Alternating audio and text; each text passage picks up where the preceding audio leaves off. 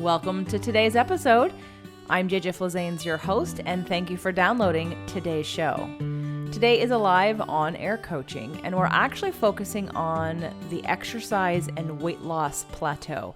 For those of you that are actually putting time and energy into your food and your exercise, but you're finding that you've hit a plateau, you had results, now you don't, this is a great show to listen to because it's very specific about really the exercise and the food piece, whereas the last coaching session we did was really focused on the emotional piece. So together, those two sessions really give you a well-rounded approach to how we're looking at weight loss.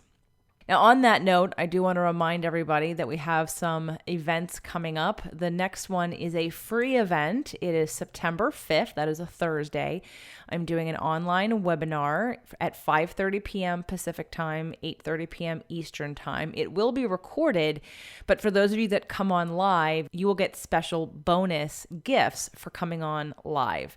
And that is the mind, body, soul method of manifestation. So we're looking at manifestation from wealth to health, everything from money, relationships, as well as health, and how we need to use a mind, body, soul approach in order to obtain and really sustain sort of that level of vibration frequency that allows us to attract that which we want. So again, that's free, September 5th, and you would go to jjflazanes.com/events to sign up for that.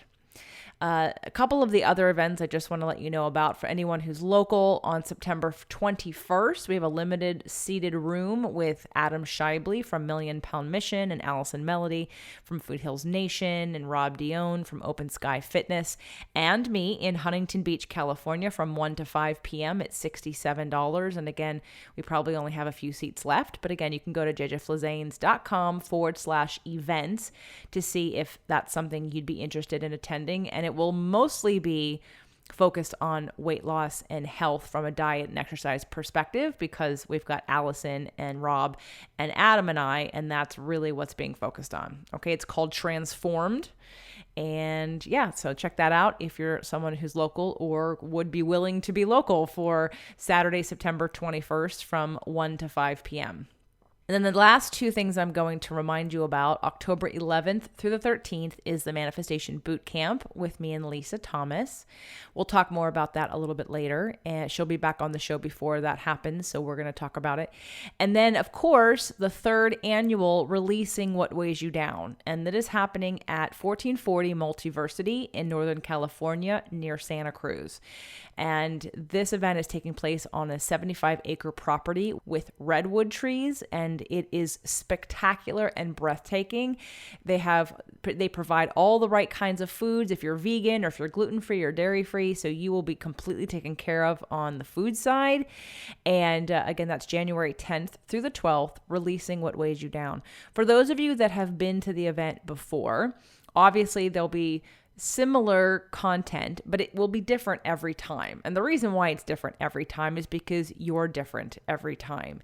And we're looking at this as sort of the annual detox that you take your life on before starting your year and really kind of cleaning up those patterns and habits and wounds that you carry from year to year to year.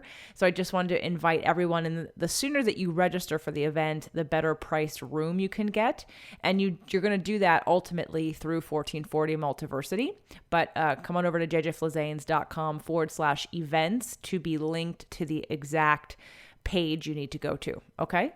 So again, just quickly, September 5th is the free online webinar. September 21st, live in person, Huntington Beach, California. Manifestation Bootcamp here in LA, October 11th through 13th, and Releasing What Weighs You Down, January 10th through the 12th in Northern California near Santa Cruz. If you haven't been to a Releasing What Weighs You Down, we're going to try to even do some of the events outside. If weather permits, if we're on a 75-acre campus with redwood trees, I'm going to take advantage of that. So think of it again as that beginning of the year detox that not only will cleanse your subconscious and clearing away inherited emotional DNA on some of the subjects that weigh you down and create negative patterns, but also just, for your life. If you have a good momentum going, come and keep it going and cleanse it and make it even better and more powerful. So that's the pitch for today. I just want to give you guys plenty of time so that you don't say, hey, I didn't know about this. I'm letting you know, jjflazanes.com/events. I hope to see you somewhere, sometime, at least on the free webinar, if nothing else, on September 5th. And I hope you enjoy today's episode. Welcome to the show, Amanda. Oh, hello, JJ. Lovely to talk to you. Amanda, where are you calling in from? I'm from the UK, Dorchester. Great. So how long have you been listening to the show? I've been lucky enough to have found you probably about a year, I'd say now. And which show do you listen to? Well, it started off fitness and the love podcast. I was drawn to your spiritual podcast. I've been looking at your books and just mixing it all up, really, and enjoying all of them. Okay, great. So I have this client information in front of me for today's on-air live coaching call, and I see that you have 3 goals on here, which are to build muscle, to have good core strength, and to have more energy. So why don't you tell us a little bit about your story and what it is you're looking to accomplish today? So I am a 48-year-old mother with an 8-year-old daughter. I've never before had a problem with excess weight until I had my daughter, but I can't blame her for that. I think I've probably grabbed extra bits of chocolate and extra snacks and used them to keep my energy levels up to keep up with my daughter. I'm also perimenopausal, and I listen to podcasts trying to educate myself how to lose my belly fat, how to feel more energized with life, A, to keep up with my daughter, and B, just to feel good about myself. And I was very happy to hear that I won this coaching session, hoping that it was going to set me in a direction that would move me forwards rather than feeling slightly stuck with what to do. Okay. So I see that also you've checked on the health questionnaire. There's some digestive issues as Yeah, well as food allergies. Why don't you talk a little bit correct. about that? So gluten and dairy are my top ones, allergies. I've had ever since I was about 7 or 8 problems with IBS. I have to be really careful with my diet. So I eat organic as much as I can, limit my red meat, lots of vegetables. I have noticed that eating rice is affecting me now as I'm getting older. But it's just trying to fit in the time to bring in even more changes to help my digestion. And I've learned so much through my health issues on vitamins and minerals and the art of relaxation, mind, body and spirit, really. But as I said, I've got to a plateau and I just need to find something that will help me move forward rather than stay where I am at the moment. Okay.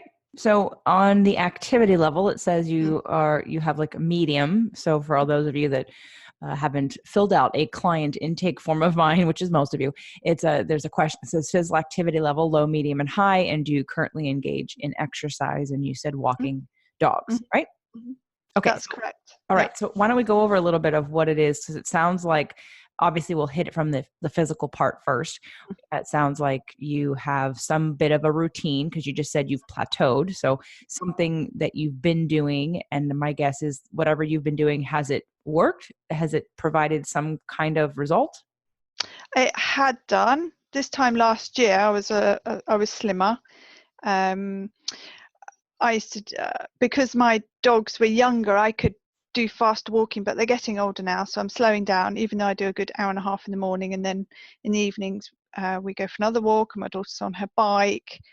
But I've noticed that the exercise isn't,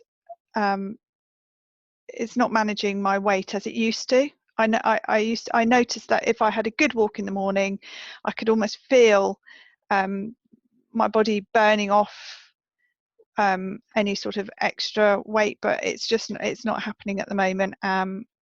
So as I said, I'm sort of plateaued really with all of that, and I don't quite know what to do, because I know that I've tried running, probably maybe too fast, I don't know, and I didn't feel at all well. And and I haven't got time to not feel well when I'm looking after a family. So I'm just really hoping to learn other ways to build my resilience and to help my weight and fitness. So how many days a week do you work out currently? So every day, 7 days a week. So I went to the woods this morning. Normally, right now, I would be walking around the country lanes for another hour. And in the day, my daughter said, can we go for a bike ride? Or mummy, can we go for swimming? Or something like that. But I think my body's got used to it. It feels like it's got used to it. Is it 7 days a week? Is there a certain amount of time? So you do 30 minutes, 20 minutes, an hour, 45 minutes? Okay, so mornings an hour, hour and a half. Evenings between 40 minutes and probably an hour, sometimes an hour and a half, particularly in the summer.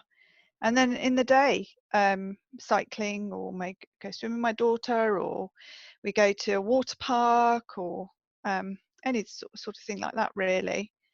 And I'm just not noticing any change. In fact, I'm putting on weight, and I've got more weight on me, and I don't feel as well. I feel more tired, whereas normally I'd be energized. So let me get this straight. Are you working out 3 times a day? Well, I suppose so. Yeah. Three I times a don't. day, 7 days a week? Yeah, I suppose so. 'Cause busy family, dogs, and yeah. Okay. All right. So there's something called the FIT principle that I use. It's FITT, and I do it when I have live events or when I'm working one-on-one with somebody, either in person, or I can do it definitely like this. Normally it's on video, not just on audio. But so I want you to imagine the graph. Okay. So FITT, and I'm going to write it out twice, under one above and one below. FITT. What that stands for is frequency, intensity, time, and type. And so what I'm going to do right now is just going to ask you, because the two categories are, one is cardio and one is resistance training. And we're looking at, again, frequency, how often are you doing it, intensity, how hard are you doing it, time, how long are you doing it, and type, what are you doing? And when it comes to adjusting a plateau, you want to take maybe one of these categories and adjust it. And sometimes based on lifestyle or access to something or fitness level, one of the categories doesn't change. So for instance, I had a client once and she lost about 100 pounds in the course of about a year with me, but for about 9 months of those 12 months, her type on the cardio was treadmill. And she didn't change that because, well, at the time she was over 300 pounds when we started, and she was watching Oprah or some kind of television show, and that became a routine. And it was the beginning of her weight loss journey, because she, it was easier in her joints. It was something that she could do every however many days we decided. So it became super easy, and I didn't want her to do anything harder because her joints and muscles weren't necessarily prepared for something harder, and it was working. So we want to do whatever is working as long as it's working. And then when you start to plateau, you make slight adjustments so that your body has to adapt to the next level. So let's start out with the cardio fit principle. And it sounds like, so frequency. So you're doing 7 days a week, but how many times a day are you working out? Not heavy cardio. I suppose fast walking, but not. I don't get out of breath. So let's look at what exercise is. Specifically, I'm exercising. So not getting out of breath, but literally focusing on, I'm going to do this activity for in a little elevated fashion intensity for, Oh, how I don't do long? that. 10 minutes, 15 minutes, an hour. No, How I much? don't do that at all. Not at all, ever, or just only No, once a day? never, Never. never. No, not that. No. So this morning walk and this evening Yep. something or other and this midday something are all, let's jump to intensity. You'd say it's about 50% intense? Yeah. Yeah. Yeah. Yeah.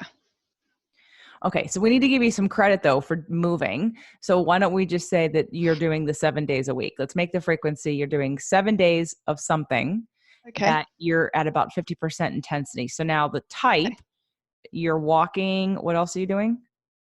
I go to the water park. That can be quite intensive using your muscles, the bouncy water parks, or swimming with my daughter, or we go to the beach, a bit more swimming, that sort of thing.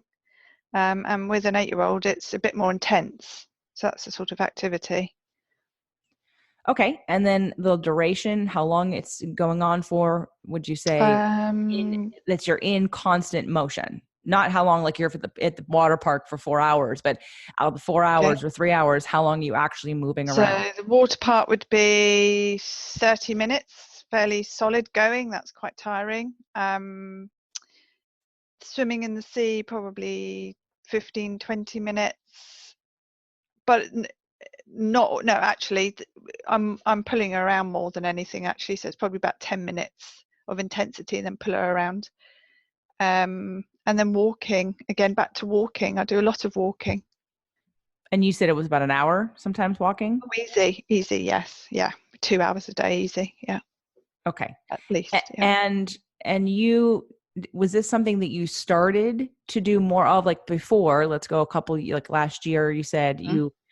you were seeing more results a year ago. Had you Yes. just started adding all this a year ago or had you been doing this level of movement for a long time? A long time. And it's slowing down a bit because my dogs are getting older. The morning, that they were what I relied on to do my cardio, to get out of breath, to go up the hills, and that sort of thing. But they can't do that so much now. So my walks are more steady. So that's the length of them haven't slowed down. It's the actual, um, I'm not doing big hills anymore, or I'm not getting out of breath in the last probably 6 months, good 6 months. Okay. All right. So that's the cardio portion. Now what about resistance training? Are you doing any resistance? None, None. none. Okay. All right. Okay. So hopefully, in one of the many shows, if you've been listening to my show for a year, hopefully, I don't know how many shows, if you just listened to the current ones or if you've gone back and listened to I any go back. past ones. Yeah. Okay. Yeah. So I know I've talked about metabolism before, but what makes up your resting metabolism is literally your nervous system, generally your nervous system, which is also run by your neurotransmitters and your hormones. But let's say Okay. that's somebody's personality type. And if we take someone who is a type A personality who could have a lot of anxiety or is Mhm. very focused or very driven, someone who taps their foot underneath their desk or is constantly Mhm. needing to move around, that type burns more nervous energy and calories naturally because of their, whether it be fire sign Mhm. energy or because they have anxiety or because they're super passionate or because they're super excited, whatever that may be, that's a nervous system contribution to calorie burning and metabolism. Now on the flip Mhm. side, we've got people who, I call them the surfer dudes. The surfer dudes are just like Mhm. relax. And I'm talking about not drug induced. These are not like pothead surfer dudes, just naturally kind of Chilled chill out. Yeah. and slow. And Mhm. those people burn less calories with their Mhm. nervous system. And I'm Mhm. bringing up the nervous system first because I want people to recognize sort of your personality type and where you might fall on that spectrum. And also tell you that that is why most fat burning pills work for some people, and I'm not recommending them, and I don't think anyone ever should use them. They're very dangerous. But what they do is they put you on speed. And so for the people Okay. who are the slower people, and all of a sudden you've Mhm. taken speed, now your nervous system is cranking out more energy and you are burning more calories, but it isn't healthy the way that you're doing it, and it will have negative side effects later. So I'm recommending that that's when people have too much caffeine, when people just have too much stimulus and their nervous system is again on this like super high output, Mhm. it can work, but it isn't really desirable because it's dangerous on the rest of your body later on. So the Okay. nervous system is one side of your metabolism, but the thing that we want to focus on that we can control and contribute to is our our structure, our physical structure. So Mhm. how much muscle do you have? Like what needs more gas, a Hummer or an Escort? Oh, a Hummer, I Right. guess. Yeah. Right. Because it has more muscle, it's bigger, it has more metal, Uh, it needs more energy to move it around or to keep it going. And so that's the same for our bodies. And so one of the things I recommend that people do, and I can do this with anyone, not with you right now in mhm, this moment, but we could do it afterwards. If you wanted to do something with me later, I would send you to, and I can send everybody to, basically, you could just look it up. It's a, I think it's health statistics, and I don't have the exact link right now, but you can test your body fat and you can do it with a tape measure. And so I think a body fat measurement is more useful than your weight measurement, because when you step on the scale, what you're measuring is everything. And so when you look at what did I lose, let's say someone lost or gained 2 pounds in a day, even though I do not recommend anyone be weighing themselves every day, but let's say you lost or gained 2 pounds. You don't know what those 2 pounds are. Those 2 pounds could very easily be water, and they're most likely water. They could even be muscle. And of course, what we don't want to lose muscle. We might want to lose water depending on how much inflammation we have. But mm, what we really want to do is we want to lose fat. So if we want to lose fat, then we have to pay attention to how we're doing things, what we're doing, what energy systems we're using for exercise or for not, and how we're building up our structures, our composition. Does that make sense? mm. Yeah. Okay. Yes. Yep. Yep. Okay, so when you age, we lose hormones naturally unless you're adding hormones back in. But even if you are doing bioidentical hormone replacement therapy or some kind of natural homeopathic or Chinese medicine way of kind of maintaining a higher output of your hormones, unless you're doing something physically that stimulates your body holding on to muscle or building muscle, you're losing it. And Hmm. muscle is like the Hummer. The more muscle you have, the more energy you need. So your metabolism slows down over time. And that is for everyone. In fact, we just had friends over from out of town, and the wife is going through menopause, and I don't mean it in a like a laughing at anybody kind of way. I've literally been talking about this for 20 years, but the only people who are listening are the ones going through it, which means that anyone who's listening to this now who's less than 45 isn't that interested in this conversation because they're not going through it yet. Hmm. What I want to tell everybody who's less than 45, and those of you that are in your 30s and 35 and 40, start planning now, because what you do now will affect what happens as you go into menopause. And again, even like I said, even if you're doing hormone replacement therapy, if you're not doing activities that build and maintain your current level of muscle or more, then you will have a decrease in your metabolism, which will mean that the normal food you ate last year will now make you gain weight. Hmm. Or, and even if you decrease the food and you do a lot of cardio, you may lose a little bit of weight in the beginning. But what will happen, like you're experiencing, is you'll plateau and then you'll gain weight, Hmm. because cardio is not the right exercise for people who are in menopause. Okay, that makes sense. Right. Okay. So we need to be building muscle. And when I say building muscle, everyone, I don't mean looking like a bodybuilder. Okay. That is the furthest thing from what actually happens when someone actually does resistance training. And the people that are bodybuilding or doing some kind of competition spend hours upon hours upon hours upon hours focused on what they're eating, how they're sleeping, how they're not eating, working out. That's not what I'm recommending. I'm recommending that everyone, period, if you're going to be doing any kind of resistance training, that you do it with the intention to build muscle, because if it's not, then you're really wasting a lot of time. There's no such thing as to tone and then to build. Like to tone, like you don't use little weights to tone your muscles and big weights to build them. That's not how it works. Your body inside does not know how much weight you have on the outside. All it knows is it either goes to failure or it doesn't. It either sends a signal to your body to build muscle or it doesn't. You're either strong enough to complete the exercise, in which case your body doesn't need to change, or you take it to a place where the body has to signal, hey, I'm not good at this. I need to get better. What do I need to do? Oh, I need to build muscle. Oh, I need to release some fat. Oh, I need to build some endurance. So we have to take exercise to a place where the body is slightly uncomfortable and not good at it. But we want to do it in a safe and effective and strategic Mm. way. Mm. Yeah, Yeah. that sounds good. Yeah. So the first thing I'm going to recommend to you for sure is that you need to start doing some resistance training. Now, that is a very broad statement because it's responsible in the way that it's the right direction. It's irresponsible in the way that, obviously I want to tell you that I would like to build the program for you because I'd like it to be so that you don't get hurt in the process and that you're doing it effectively. But let's just say for everyone's sake that that's not going to be possible. So what would I then recommend? For you and for anyone listening, I have a YouTube site. I also have 2 video podcasts, and one of them is about exercise. Also, back at the Fit to Love podcast in the very beginning, it was everything. It was 6 days a week, and 2 of those days were video, and one of them was completely exercise. But to make it easy for everybody, the exercises live at jjflizanes.tv.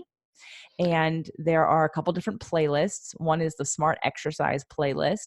Now, the Smart Exercise playlist is me repurposing the original content from Fit to Love. So all of the exercises are not there yet.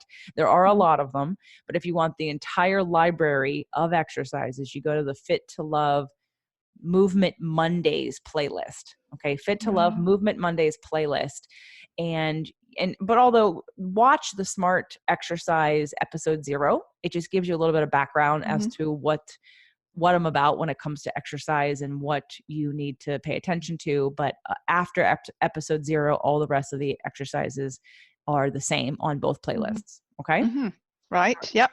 Okay. So what I'm going to recommend, again, for those of you who are listening and for you, Amanda, is to start with probably there's 2 videos called 10-minute leg exercises for the beginner and 10-minute leg exercises for the intermediate.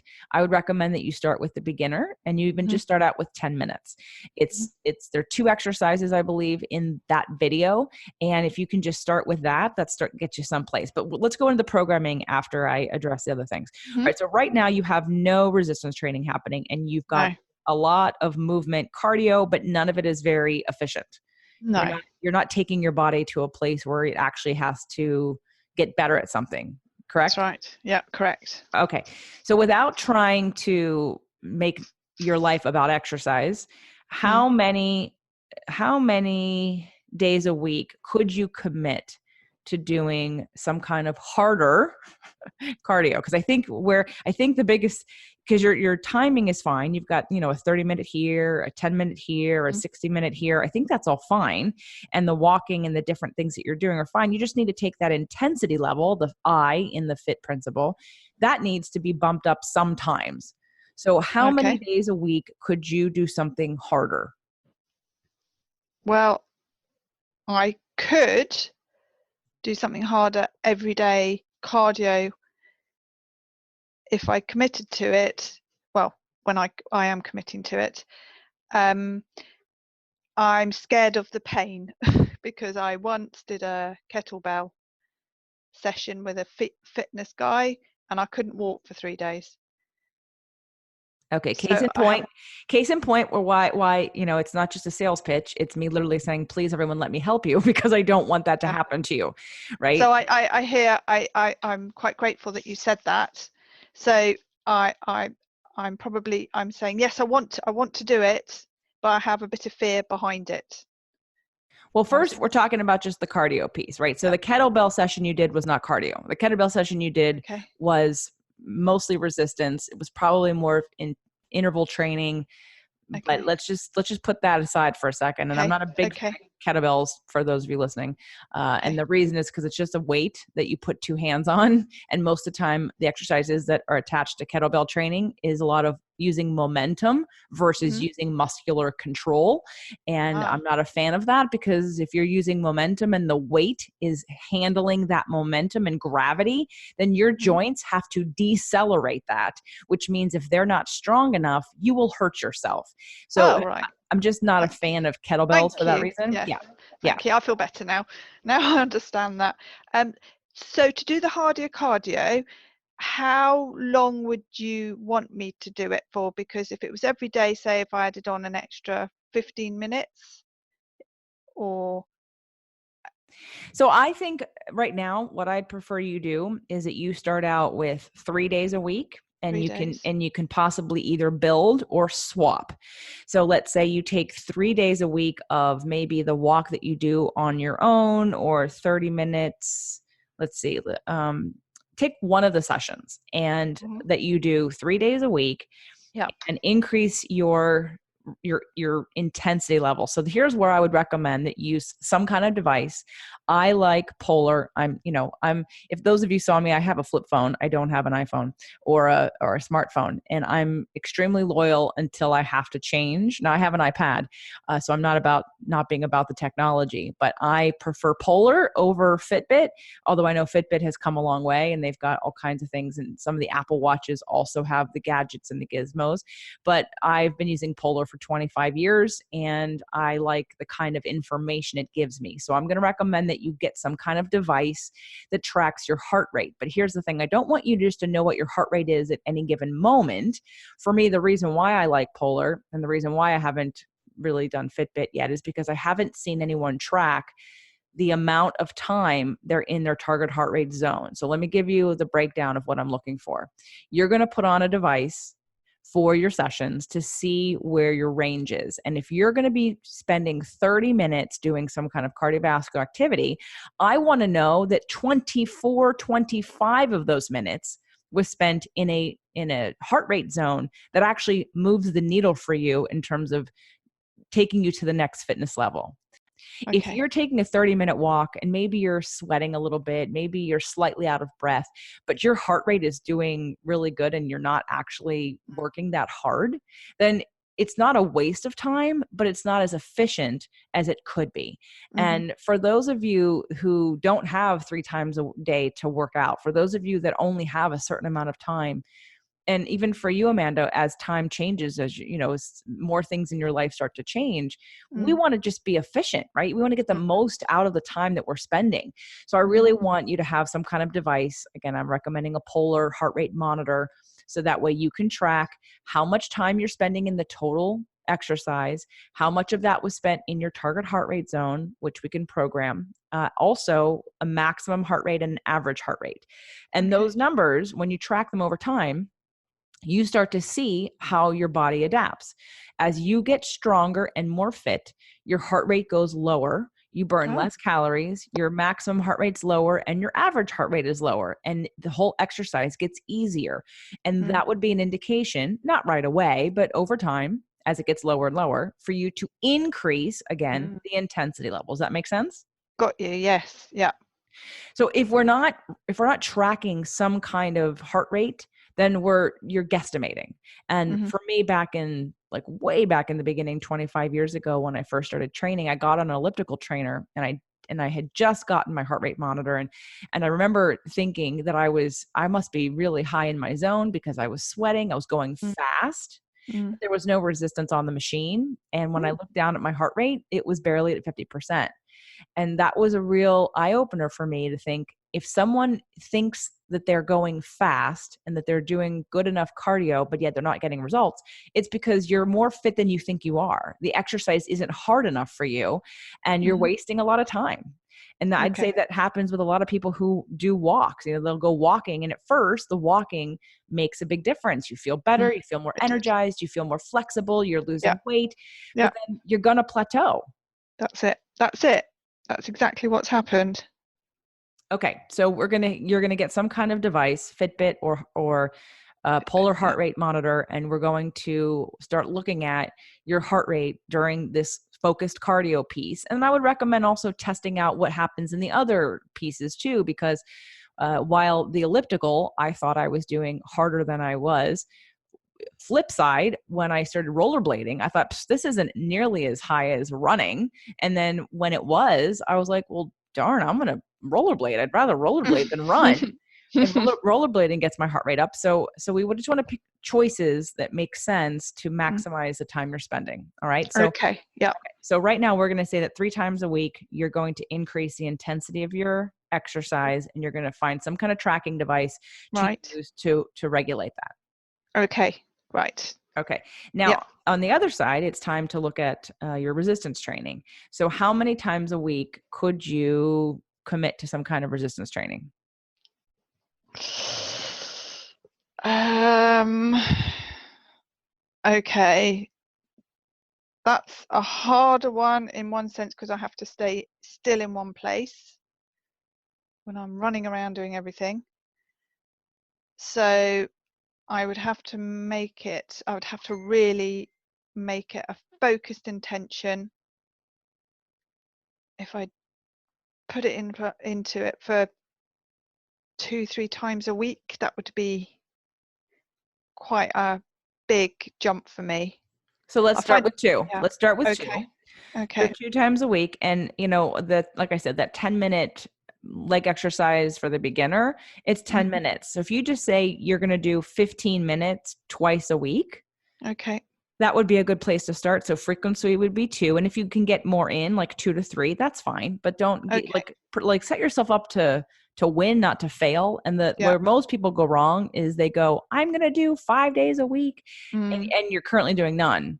mm, Okay, that's not a jump you're going to sustain. So no, let's do 2 to 3. okay, Now, the intensity level when it comes to resistance training is that you want to do it slowly enough and consciously enough and connected to your muscles enough that mhm, you basically feel a little bit of a burning sensation going on, and you get to a place where you get a little shaky in good form, and then you can't do any more. So I'm going to say failure, but you're not going to quite get to failure, but you're going to push yourself to a place where your muscles are burning, maybe they're shaking a little bit, but you're still able to maintain good form. mhm, And so that would be on a scale of 1 to 10, somewhere around a 7 or an 8. 7 or 8, yeah, I got that, yeah, I'm there. And here's another indication of resistance training if it's effective. The resistance training, what we're doing is we're breaking down the very in the deepest part of the cell, there's a bond of actin and myosin, and we want to break that. But it's done very, again, specifically with good neurological control. With because you can do exercises where you're using more brain power than muscle power, and I want to reverse that. So we want to do things in a way that maybe 2 days later you feel some kind of stiffness or muscular soreness, not in your joints, in the muscle that you worked. Oh, okay, Do yeah, not feel any kind of stiffness, fatigue, or slight soreness, then it wasn't hard enough. oh, In okay, in the case where you were with the kettlebells, you went above and oh, beyond, and you God, yeah, probably even damaged some stuff, right? You probably injured yourself in ways because you did too much too soon, and your mm, body and your joints weren't prepared for it. yeah, absolutely, I wasn't. Right. And sometimes even just a little bit of exercise can make you sore, but we want to and again, soreness is something we're kind of looking for. It's an indicator, because if you can do the exercises and you feel nothing 1 day later, 2 days later, 3, you feel nothing, and Mm, you did it perfectly. And there's a couple different ways it can be that has to be included in that perfect that most people don't know about. But if you did it perfectly, form, and you still felt nothing, then it means you're strong enough and it's time to mm, increase the intensity or change the okay, exercise. Okay. got that, yeah, Okay. yeah, All right. So, like I said, you're going to do 2 to 3 times a week. The intensity is 7 to 8. Your time, I said 15 minutes. So that mm, 10-minute exercise for the beginners yeah, would be a great place to start. I'm just going to pad it with, 15 minutes instead of 10, because I want you mm, to watch the video. And I probably want you to watch the video every time you do it for a little while, just to make sure mhm, you're doing it correctly and to see that you're trying to get the form down. mhm, And then type, we're going to just start with legs. Legs are the fastest way to change your metabolism. oh, Okay. But most people think cardio is legs. Cardio is not legs. When you're on the treadmill, you are not working your leg muscles into failure or fatigue, and they are not building muscle. yeah, They are utilizing endurance, and they're using glucose as your main uh, energy source. And so mhm, when you're doing it that way, you're in what's endurance, right? Like endurance training is not muscle building. Those are mhm, two things on the opposite ends of the spectrum. So everyone, no, you are not, unless you are hiking up a big hill, in which case, yes, you're using more muscle, mhm, or you're doing a spin class with that, you have a lot of resistance on the wheel, that would mhm, be building muscle. Certain types of cardio builds you up first, and then it plateaus. So things like swimming, or again, like I said, hiking, those kickboxing, those are things that at first your body will build muscle first, but then after you do it for a while, you're going to plateau and it's just cardio and there's no muscle Okay. building, there's no metabolism building. And that is why right now you're actually backsliding. You're not backsliding in your effort, you're backsliding in your results because your body has adapted. And now your metabolism is actually slowing down because you're Mm-hmm. not doing any activities that build it up. That, well, it explains it beautifully. Yes. Now I understand. Great. Okay. So when it comes to the exercise piece, that's, and building a resistance training program for your whole body to really build all your muscles because it'll protect all your joints and it will increase your metabolism and you will build bone in the process. All of Mm. those things are very important, but again, just in this format. And that is one of the things that I am able to help you and everybody else with. I'm not interested in having everybody, working you out for the rest of your lives 2 or 3 times a week. I'm not into that, but I want to build the program for you because I want it to be specific for you and your Mm. body and your joints to make sure it's safe. You're not going to get injured Mm. and you understand how to connect to your muscles in a effective way that not only build muscle faster but also it's safer and Mm-hmm. and you'll know put you in touch with your body. Now I have videos about some of these things Mm-hmm. on the YouTube site, so feel free to go scour that. It's Yep. jjflazanes.tv. Again, you can watch a bunch of them. I explain all kinds of things and it will help if anyone's doing this on their own. So Mm-hmm. I'm just starting you off with legs because I want you to try it out.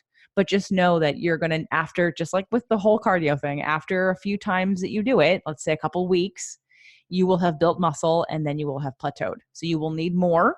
And in all ways, you'll need more volume of exercise. You'll need harder exercises. You'll need different Gosh. exercises. So you want to work your way into building up a better program. Okay. Okay. So this isn't Right. a place to stay. It's just a place to No. start. Right. Got you. Yep. Okay. Lovely. Okay, so now that's the physical side. Mm. Now let's talk about the food side, right? Mm-hmm. And I don't know the measurements, the different measurements from the United States to the UK. What is the goal here for you on a, like, say, on a physical side? Or is there? It looks like you want to lose some weight. I do, Okay, so particularly around my tummy. Yeah. okay, and give me is there a certain number you're looking for, Um, or I would like to lose a stone. okay? 14 pounds. For Yep. because that's what, okay, that says stone. I'm like, I have no idea what that says, because we don't deal with stones here in the United Okay. States, and so I'm a little behind in that. So thank you for the not for the education on that. So a stone is 14 pounds. Mhm. Yep. That's what I don't want to be skinny, but yeah, I want to be comfortable in my body. Okay. I would also recommend, and I'll send this to you after we're done here. I'll send you the link for the body fat composition test, Okay. because what you also, not only just the mass number on the scale, the weight, but more importantly, the body fat test. When you do a Yeah. program with resistance training and effective cardio for a certain period of time, those numbers should change, and we want to see that your body fat percentage goes down even Down. if your weight stays the same. I'm not Yes. saying that we want your weight to stay the same, but let's say your weight stays similar but your body fat percentage drops 3 or 5%. That means you built muscle. That means your Okay. That's metabolism is what I meant higher. to say. Yeah. That's what I meant to say to you. Yeah. Okay. Want so to lose we're, the fat. so we're going to test your body fat, Yeah. and you're looking at about 14 pounds of fat maybe you Yeah. want to lose. Okay. Probably. Yeah. Okay. So let's just talk briefly about your food for a second, because Mm. I see that there's the allergies and some digestive issues. So we just Mm. want to make sure, because some of that around your waist may not be fat. It may be water and inflammation from either leaky gut or Mhm. poor digestion. Mhm. So tell me Which a would little bit make sense. about, tell me a little bit about what you're eating. So I tried for ages. I've just stopped at the bulletproof coffee with the MCT oil and butter and coffee, and would fast till 12 o'clock. But I ended up with really bad gunky ears, and actually my cheeks got puffier, and I've sort of swelled up a bit with it. So I've stopped this 2.5, 3 weeks ago, and I'm sort of deflating. I can see I'm deflating. My ears are clearing up. So that didn't work for me at all, and I was a bit gutted really, because I was really hoping that would be my mecca of the beginning of helping my fat to reduce to fat burn. So at the moment I have a black coffee and I hold off eating anything till about 11:30. And then I have a protein shake with frozen blueberries, maca, chlorophyll, an avocado, almond milk. And then I have things like almonds with salt on it, which I love, roast chickpeas. There are some days where I'm craving carbohydrates at lunchtime, and I'll have a pita bread with egg and salad in it, which, to be honest, I know my body doesn't like. It really does react quite badly to carbohydrates, but I just really need it for the energy, or I feel my body needs it, because I feel a bit shaky sometimes after a protein shake. It's like it hasn't got enough energy in it for me. And then in the afternoons I might eat grapes or any sort of fruit. Sometimes I crave crisps, and I feel better if I eat crisps, although my body doesn't Can you look tell me better. what's a crisp? Oh, sorry. The potato. Potato chips? Yeah, that's it. Yeah, Okay. yeah. So salty potato chips, and I feel really well when I eat it. But um, I know I'll put on weight really quickly with that. But my body's like, it's almost shaky. It craves it. And then dinner, like this evening we had, it's all organic. It was pesto, so the pesto sauce, the basil with chicken and as many vegetables I can put in: kale, spinach, broccoli, garlic, ginger, all of that. And I put it on a rice or a gluten-free pasta. Although I know I should be putting it on spiralized vegetables. That's my next move. Or I'll make a steak spaghetti bowl, or I make an organic roast chicken with a nice salad and some new potatoes. And I put some MCT oil on that. But I don't think I'm doing very well with MCT oil. I think I'm not able to digest it very well. My digestion is very sensitive. And I have to take a lot of magnesium in the day, B complex. I take lots of vitamins just to help try and keep myself level. And then I do crave chocolate, so I buy dark chocolate so that I don't then eat rubbish chocolate. I'll eat some dark chocolate in the evening. Herbal teas. Every now and then I'll eat something naughty with my daughter, like one of her little gluten-free cakes. She's a brilliant cook, gluten-free cakes, but again, I don't think my body likes that very much. It's more like a craving. And then afterwards I think, oh God, why did I do that? I can feel it's not helping my body. And I think it's my sugar levels almost. I can feel it going up and down. And I'm again a bit stuck on what to do dietary wise now. I've got to a point and I'm not quite sure what I should be adding in, or should I be doing less, or do I need to weigh food, or should I go on the new that diet that's out that everyone's doing, the keto diet? Keto. Do that, but then I'm scared if I do it, because I know my liver's quite sensitive. Am I not going to be able, I'm going to have problems? So I'm sort of like, I know I have a lot of information, but I'm not quite sure what or where to go with it. Okay, so let's start with what kind of protein is in your shake? It's a protein. It's a vegetable. It's a pea protein. Okay. Okay. Yeah. Okay. So I wrote down most of the things that you said that you ate, Mm. and so here's some ideas. Like you said, you had the pita bread with salad in it, and you know that Mm. your body doesn't do well with gluten. So I don't know if you use Pinterest at all, and I also have a bunch, not that I have, all of the recipes, but also on the YouTube channel is a gluten-free, easy paleo, gluten and dairy-free cooking show. Now I don't have Okay. pita bread on there, but if you used Pinterest, you could find a low carb. So I would definitely recommend, not that I'm telling you to do keto, because it sounds like you have, and I would look at replacing, you might need some more potassium too. So I know Oh, you said you have magnesium, but yeah. look at maybe putting in calcium and potassium as well. And that might curb some of the cravings. Okay. Do you take probiotics? I stopped it because I've started the NEM check protocol, where I don't know if you've heard of him. He said that we shouldn't be doing, because I did probiotics for years, that in order to realign your gut flora, probiotics just seeds everything. So I'm doing prebiotics. So I do inulin rather Okay. than pro. Okay. Well, here's how you know if it's right for you, right? Because as you said, there's a lot of information out there. One of the things that we test, that we do and we teach in both the online course and in person, is every time we do a Releasing What Weighs You Down, we teach muscle testing. So if you and again, it's up for sale, although I don't have a sales page for it. For those of you that are interested, Releasing What Weighs You Down from 2018. Anyway, there's a whole section on muscle testing, but muscle testing your food, muscle testing your supplements, and then also just noticing when you're taking them, do they seem like they're working? Are they doing what you said they should be doing? Are you feeling better? Are you eliminating more? See, you checked off on here that you've got some digestive issues. I would think that if you take a protocol, and then after, let's give it a week to 2 weeks, if you're not feeling the effects of it working, it's probably not working, or there's something else blocking it from working. So we have not even addressed the emotional piece yet. I have no idea the quality of your relationships in your marriage, with your daughter, with your work. I don't know anything about any of that. And we don't have time for that today, but just know that there's this whole, like, digestion emotionally is also how you digest life. So if you have any form of anxiety, if you're nervous or worried, if you're in a constant state of gripping because of fears of different things, know that that will also affect your digestion.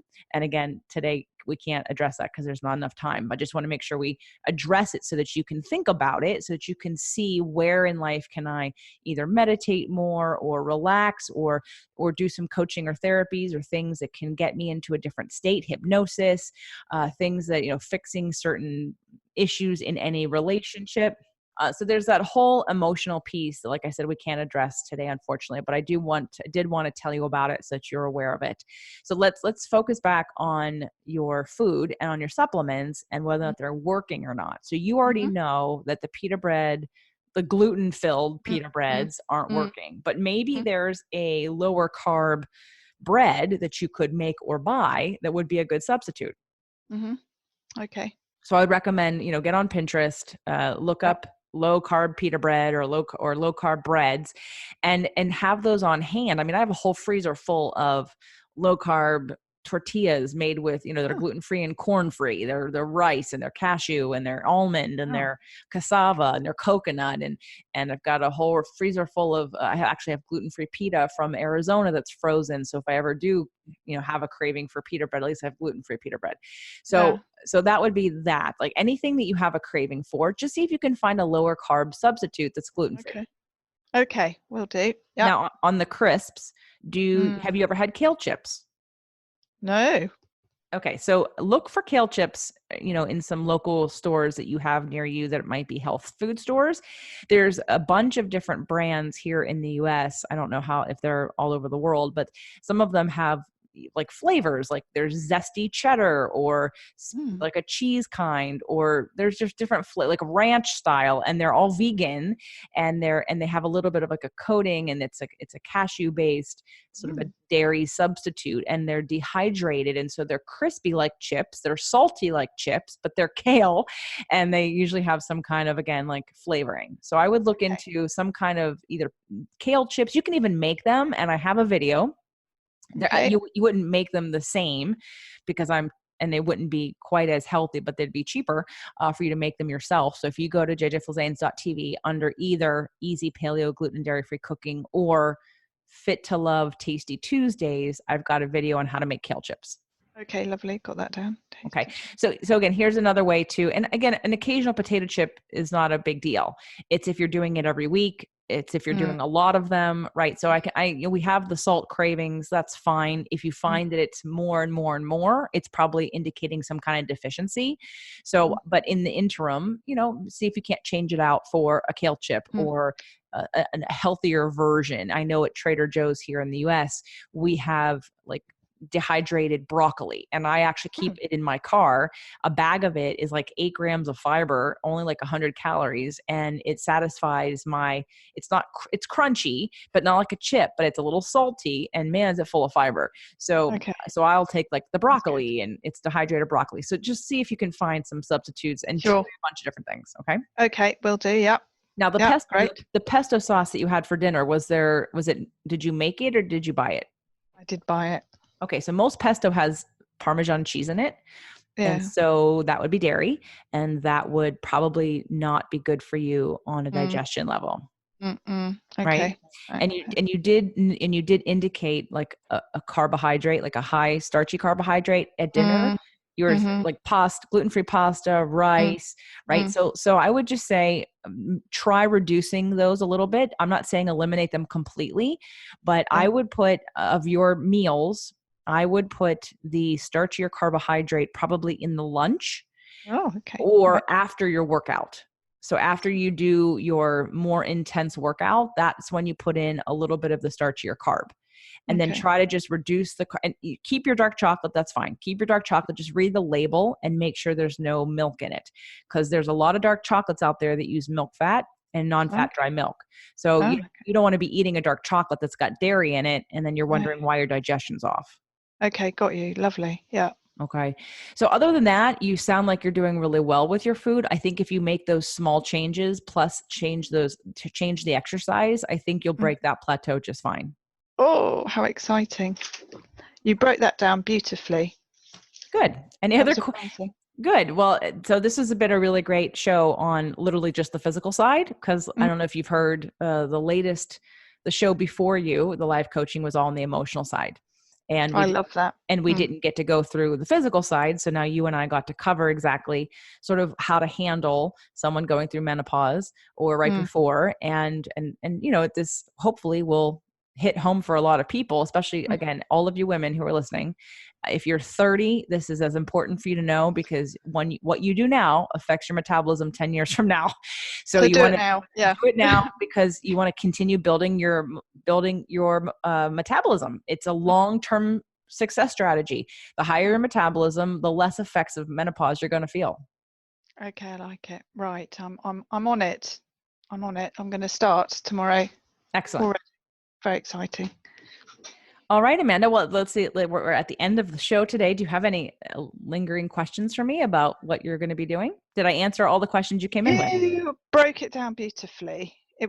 You broke down everything that was in my head, which was a bit of a jumble, and it's been broken down. So now I have some roads to go down, and now I know where I can start. So thank you so much. You're very welcome. And as always, I will send you a follow-up email with the link to test your body fat Mm-hmm. and with some options if you might be interested in me helping you to create your resistance training program. And by the way, everyone, the resistance training program is something I'm recommending you do at home, and you don't need that much equipment. In fact, to start, you need no equipment. So that 10-minute leg routine for the beginner, you need nothing. You could do it on the floor with a towel or on a carpeted floor just fine. You don't need anything to start. Mm-hmm. And but as you progress, things like a bag of tubing or some adjustable hand weights that go up, more than 10 or 15 pounds, and then a ball and a mat. Like actually, I have a whole video called Building Your Home Gym. So you can watch that and see, adjustable ankle weights. Like there's a few things you could get, but you generally don't need that much. It's not some big honking piece of equipment you have to find room for. But just everybody know that the best way to actually start your exercise program is to learn how to do it at home with your body weight and minimal extra resistance. And then you add it as you start to feel more comfortable about the form and being able to, activate the muscles in question and that we're focusing on. So it all can be done at home. You don't need a gym and you don't have to do it any other specific place. So it's a low cost entry to start the exercises, and go ahead and make sure to check out jjflazanes.tv. Yes. Lovely. Thank you so much again. Thank you. You're welcome, Amanda. And I look forward to hearing how you're doing. Yes. Lovely. Me too.